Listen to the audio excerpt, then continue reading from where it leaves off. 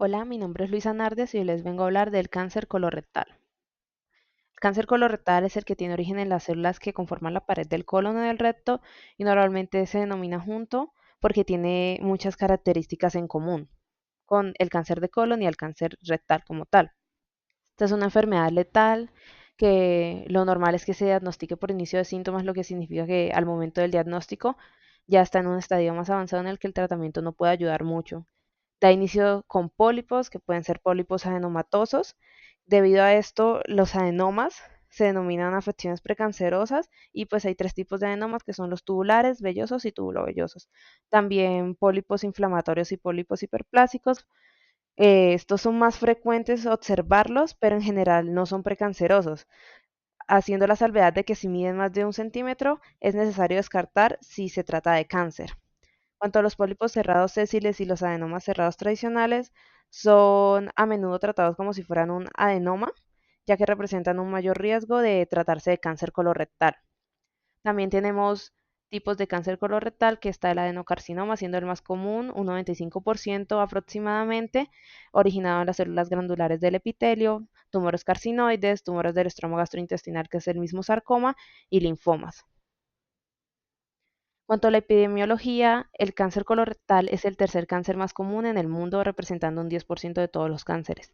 Más de 1.9 millones de casos fueron diagnosticados en el 2022. Es la segunda causa más común de muerte en todo el mundo y más de 900.000 muertes por año puede llegar a generar.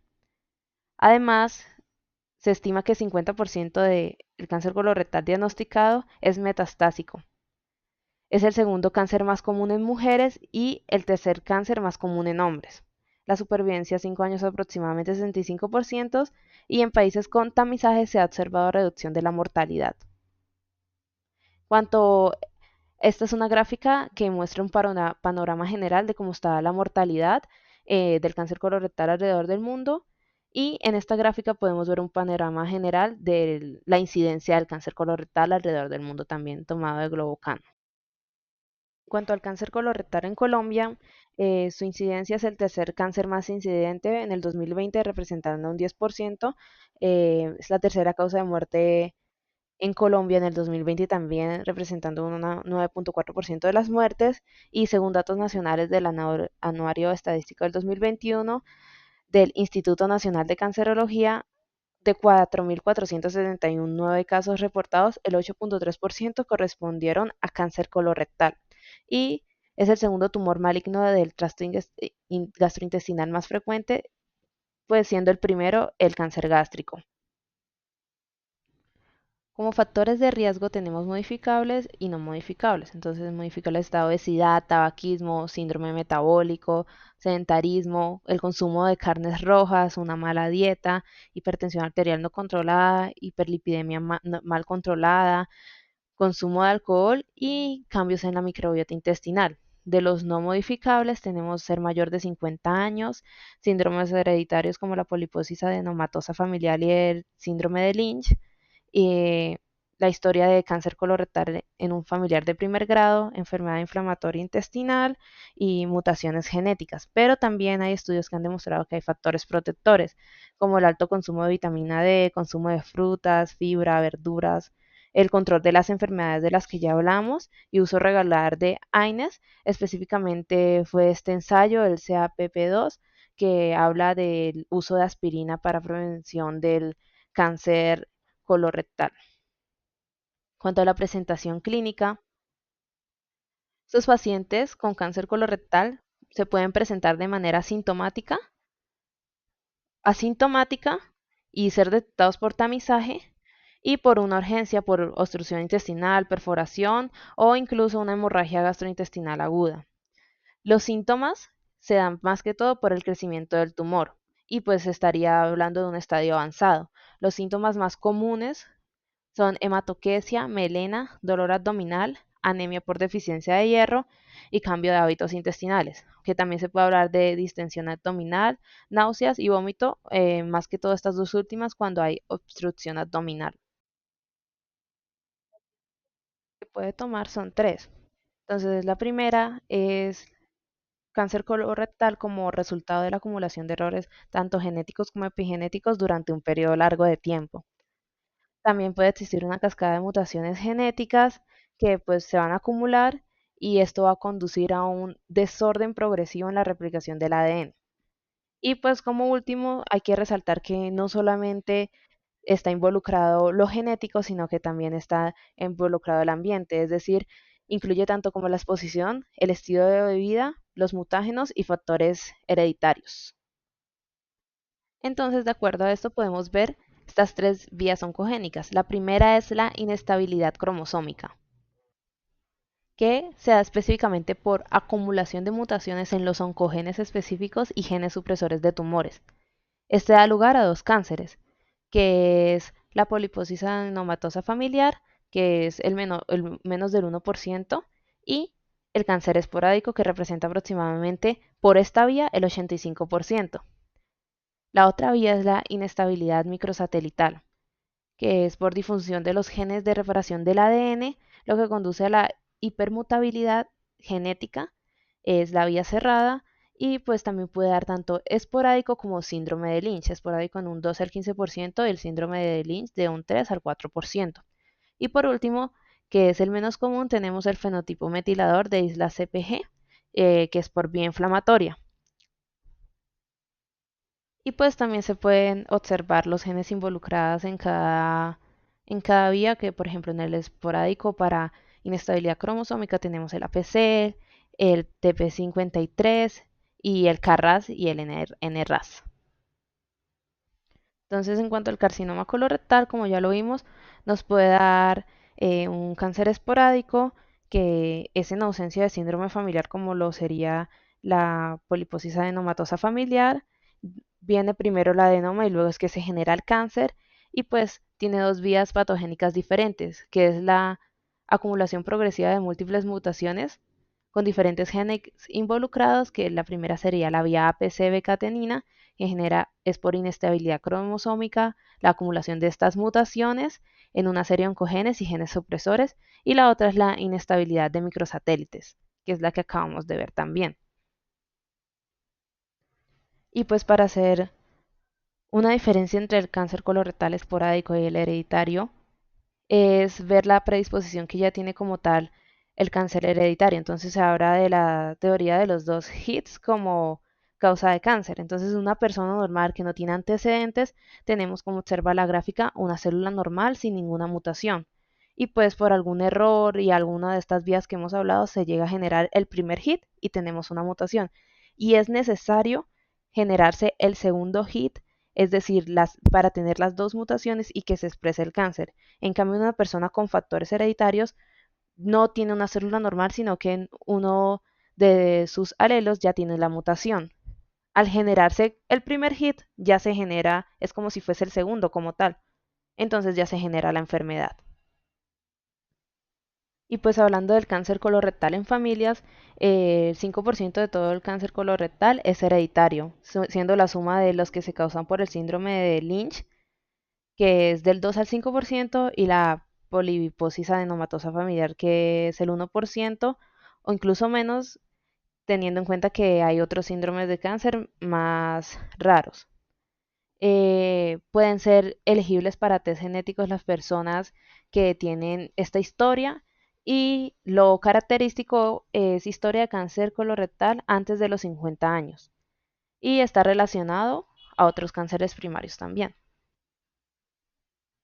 En cuanto al síndrome de Lynch, este genera una pérdida de función de la línea germinal con mutaciones de genes implicados en la reparación, es decir, de MMR, como el MLH1, MSH2, MSH6 y PMS2, y también inestabilidad de microsatélites se puede observar en un 90% debido a la reparación defectuosa.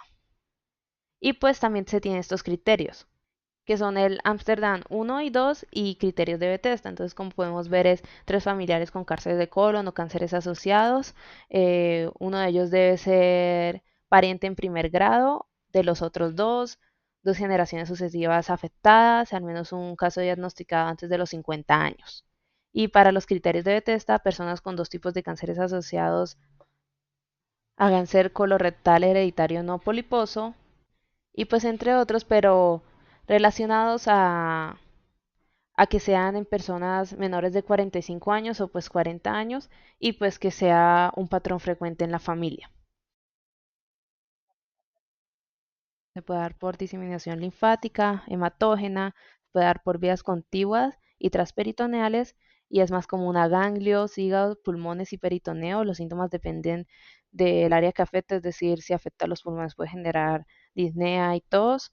Y sugestivos de metástasis tenemos la distensión abdominal, saciedad temprana, como para neoplásicos. También se pueden observar la adenopatía supraclavicular, que es conocida semiológicamente como el ganglio de Virchow, o los nódulos periumbilicales, como el nódulo de la hermana María José. En cuanto a las presentaciones inusuales, la invasión local o la perforación contenida provoca formación de una fístula maligna en órganos adyacentes, como por ejemplo la vejiga, en el cual se llega a afectar, puede causar neumaturia, que es prácticamente aire mientras se orina, o en el intestino delgado. Esto es más común en los carcinomas secales o sigmoideos. En este último caso, es decir, en los del sigmoides, puede también observarse en la colonoscopia como una diverticulitis. También puede generar fiebre por abscesos intraabdominales, retroperitoneales de la pared abdominal o intrahepáticos debido a un cáncer de colon perforado localizado.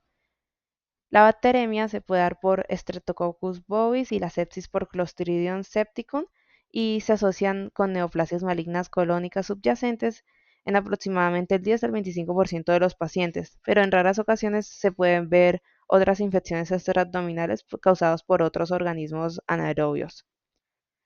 El cáncer colorectal se puede detectar a partir del descubrimiento de metástasis hepáticas que se detectan incidentalmente durante estudios como ecografías de vesícula biliar o renal o TACs para evaluar los síntomas como disnea. La poliposis adenomatosa familiar es una enfermedad autosómica dominante con alto riesgo de transformación a malignidad, que como ya lo vimos, su vía oncogénica es la inestabilidad cromosómica, en la que se generan mutaciones en un gen supresor de tumor, causa aumento en la proliferación celular y una disminución en la muerte celular.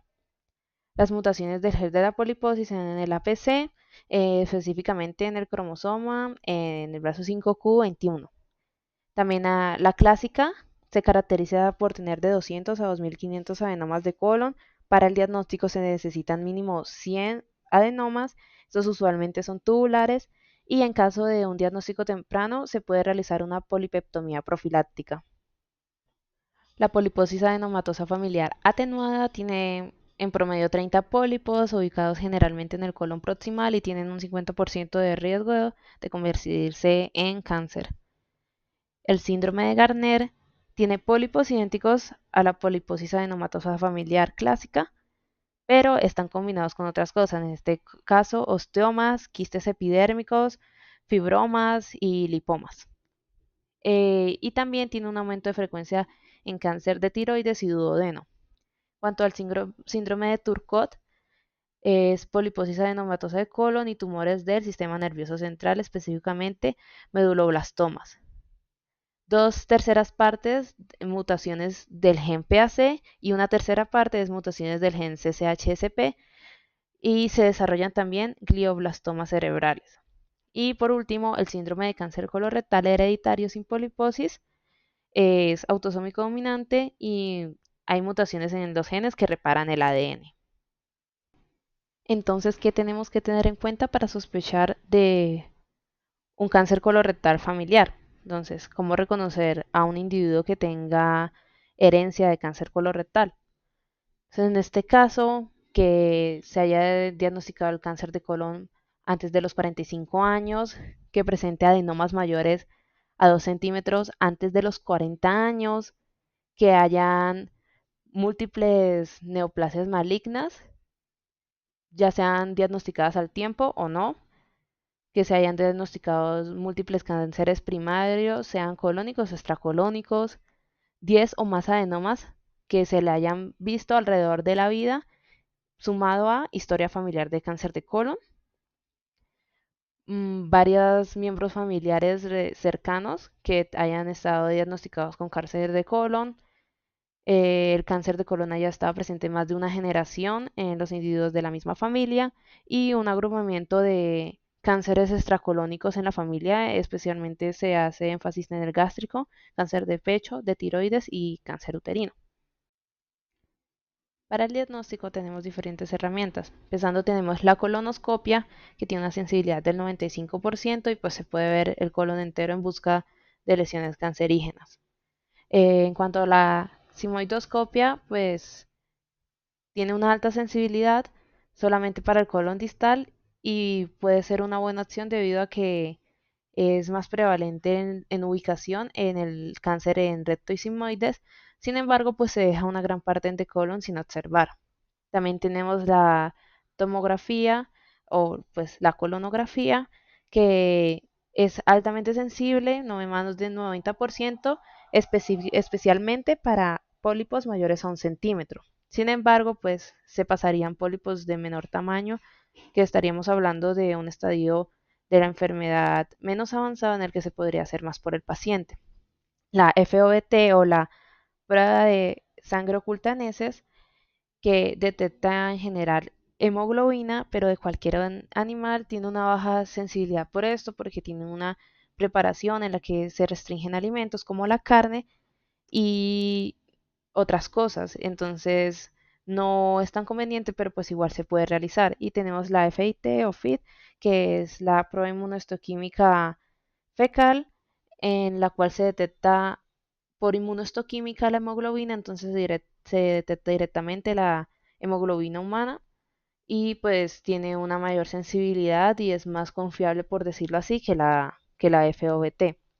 Y pues los test moleculares, que lo que hacen es una detección molecular de aberraciones del ADN y pues de hemoglobina, y tiene una sensibilidad del 92%. Otros métodos que tenemos es, por ejemplo, la PILCAN2, que es una videocápsula que el paciente traga y pues nos permite observar la totalidad del intestino. También se pueden usar pruebas de laboratorio como el hemograma, en el que pues, se puede detectar la anemia, marcadores tumorales, se puede hacer detección de reparación defectuosa, o sea, de MMR, inestabilidad de microsatélites de MCI, en el cual va a estar presente en más del 90% de los casos de síndrome de Lynch. Y pues la ausencia del MCI o del DMMR hace muy improbable en realidad el síndrome de Lynch. También tenemos biomarcadores predictivos, que esto ya es en caso cuando estamos viendo el pronóstico del paciente y el tratamiento. En este caso tenemos el EGFR, que si se hace estudio de este y sale positivo, se puede usar terapia con biológicos, como por ejemplo el cetuximab o el panitumumab, que son efectivos en este tipo de tumores colorectales, pero también se debe incluir como testeo estudio de KRAS y de NRAS, ya que en caso de que tenga positiva alguna mutación del RAS, no se puede hacer esta terapia ya que se ha demostrado que no es efectiva. Entonces, en caso de que el RAS sea positivo, se tienen terapias alternativas como quimioterapia basada en oxalaplatino o irinotecan, otras cosas. Pero entonces es muy importante que si se hace el EGFR, se debe hacer estudio para RAS en general. Y pues estos estudios mutacionales nos sirven bastante en el estadio 2 como valor pronóstico, es decir, un RAS positivo va a tener un peor pronóstico que un RAS negativo, porque el RAS negativo pues tiene más alternativas de tratamiento. En el estadio 4, valor predictivo, y pues también nos puede servir para tamizaje si se llega a sospechar de síndrome de Lynch. Y hablando un poco más de los marcadores tumorales, tenemos el antígeno carcinoma embrionario, el CEA, en el cual nos puede servir para varias cosas. Entonces, niveles preoperatorios nos puede proporcionar información pronóstica y un valor de referencia para interpretación de niveles posteriores. También nos sirve para seleccionar pacientes con estadio 2 que se benefician de quimioterapia ayudante. Nos sirve para seguimiento y vigilancia sobre vida posoperatoria, detección temprana de la enfermedad recurrente, y pues de metástasis. Y pues las indicaciones es medir al inicio del estudio de un paciente con cáncer colorectal cada 2 a 3 meses durante 3 años después del diagnóstico en pacientes con estadio 1 o 2 y luego medir cada 6 meses durante 5 años este antígeno.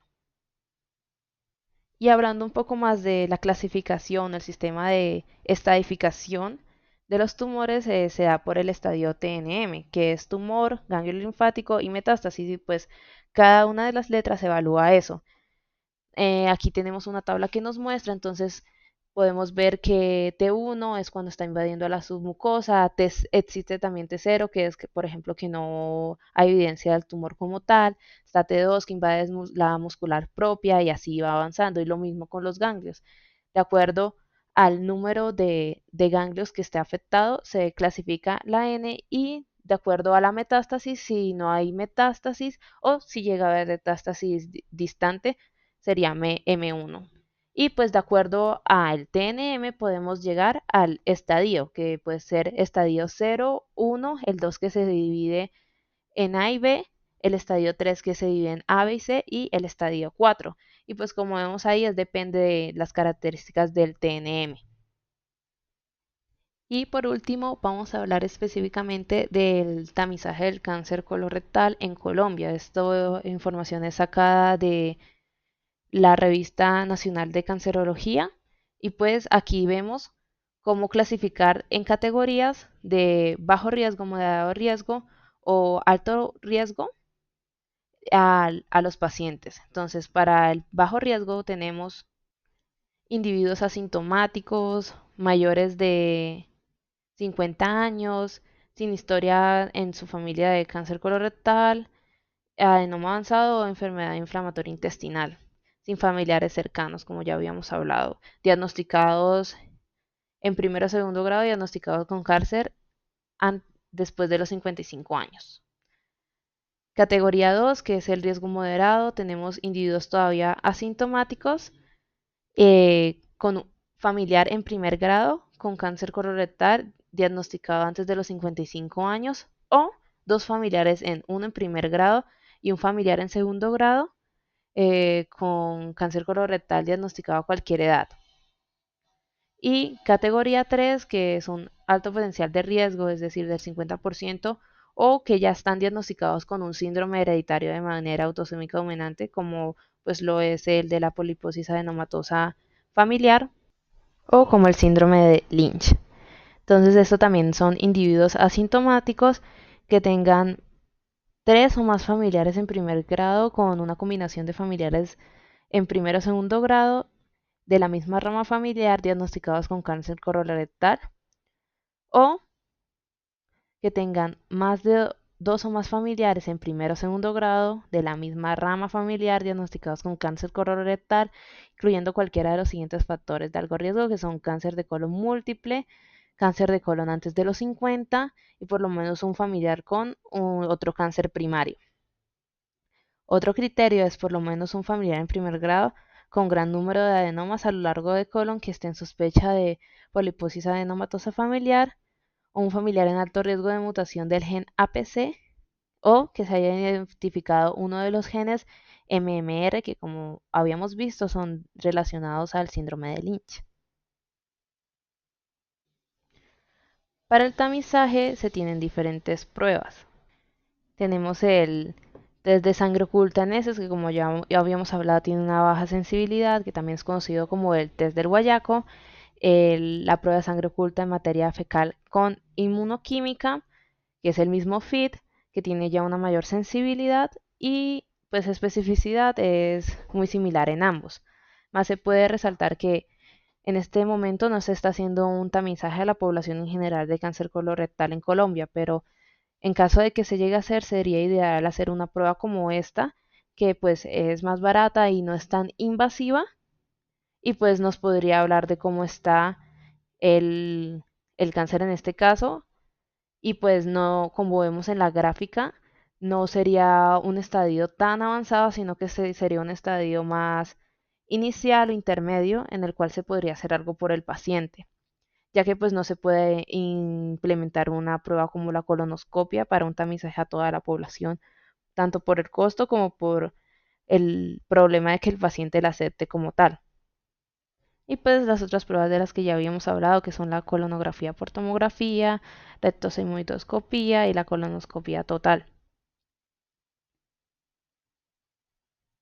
Y pues hablando ya de cómo está el tamizaje en control en cáncer colorectal, pues se tiene esta gráfica que es la de la guía colombiana.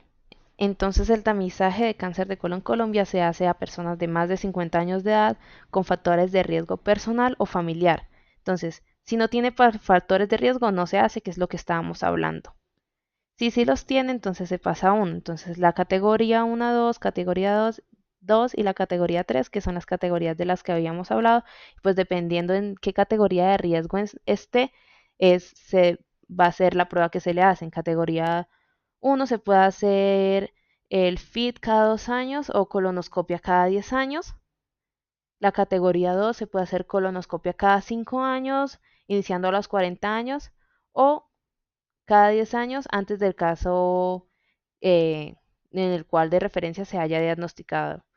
En la categoría 3, con un antecedente familiar en primer grado de poliposis adenomatosa familiar, se le tiene que realizar colonoscopia anual desde los 12 a 15 años hasta los 30 a 35 años. Luego se continúa con el tamizaje cada 5 años. Y con sospecha de antecedente familiar de cáncer no polipósico hereditario, es decir, síndrome de Lynch, se le realiza colonoscopia cada 2 años desde los 20 a 25 años o 5 a 10 años antes de la edad del caso más joven diagnosticado en la familia. Y enfermedad inflamatoria intestinal o colitis ulcerativa o enfermedad de Crohn, se hace vigilancia con colonoscopia en función del riesgo determinado de la única colonoscopia completa. Si está en bajo riesgo, cada 5 años; riesgo intermedio, cada 3 años; si es alto riesgo, cada 3 años, cada año. Y pues aquí son unos ejemplos de tamización en países en los que ya se ha implementado a la población en general. Entonces vemos que en casi todos los lados es más de 45 años o 50 años y se hace generalmente con FIT o con prueba de sangre oculta en heces, y pues a excepción de Estados Unidos, que le dan la opción al paciente de elegir la prueba, y dependiendo de la prueba será la periodicidad con la que se la haga. Y pues como vemos por ejemplo en España, se hace tamización de 50 a 69 años con el FIT y se hace de manera anual. Y en caso de que dé positivo, ahí sí se realiza la colonoscopia. Entonces esto podría ser un modelo que se puede implementar en Colombia teniendo en cuenta la alta tasa de cánceres y pues la de cáncer colorectal y la mortalidad que este genera. Y pues esto sería todo. Muchas gracias.